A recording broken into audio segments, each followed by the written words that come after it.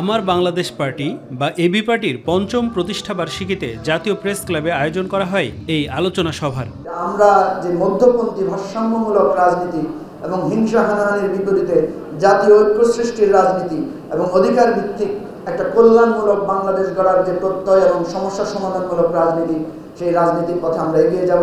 আমরাই প্রথম বাংলাদেশের সেকেন্ড রিপাবলিকের আইডিয়াটাকে রাস্তায় নিয়ে গেছি এবং সাকসেসফুলি বলার চেষ্টা করেছি যে কেন the first republic has been dead and dusted. এ সময় দলীয় নেতাকর্মী এবং অতিথিদের সাথে নিয়ে কেক কাটেন দলটির চেয়ারম্যান মুজিবুর রহমান মঞ্জু। শুভেচ্ছা জানাতে যোগ দেন বিভিন্ন রাজনৈতিক দলের নেতারা। আমরা খুবই স্পষ্ট করে বলেছি, যাই হোক না কেন বৃহৎ শক্তির কোনো দৈরথের মধ্যে আমরা পড়তে চাই না। এই করিডোর দেওয়ার সাথে আমাদের ভূ রাজনীতি, আমাদের জিওপলিটিক্যাল স্ট্র্যাটেজিক সমস্যা এবং আমাদের জাতীয় নিরাপত্তার প্রশ্ন আছে। আমরা একটা লিমিটেড সময়, একটা নির্দিষ্ট সময়ের জন্য সরকারকে সংস্কার এবং একটা অবাধ, সুষ্ঠু, নিরপেক্ষ নির্বাচনের আয়োজনের জন্য দায়িত্ব দিয়ে সমর্থন করেছি।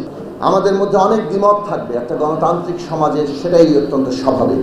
কিন্তু আমাদের মধ্যে যে জায়গায় ঐক্য আছে, সেই ঐক্যকে সংহত রেখেই যাতে আমরা দ্বিমতের জায়গায় লড়াই করি। এ সময় আওয়ামী লীগের নিবন্ধন বাতিলের আহ্বান জানান এনসিপির আহ্বায়ক নাহিদ ইসলাম। বাংলাদেশের জনগণ আওয়ামী লীগের বিরুদ্ধে একটি রায় দিয়েছে যে আওয়ামী লীগ বাংলাদেশে আর কখনোই রাজনীতি করতে পারবে না। আওয়ামী লীগের নিবন্ধন বাতিলটা এই সময় অতি দ্রুত সময় আসলে করা উচিত।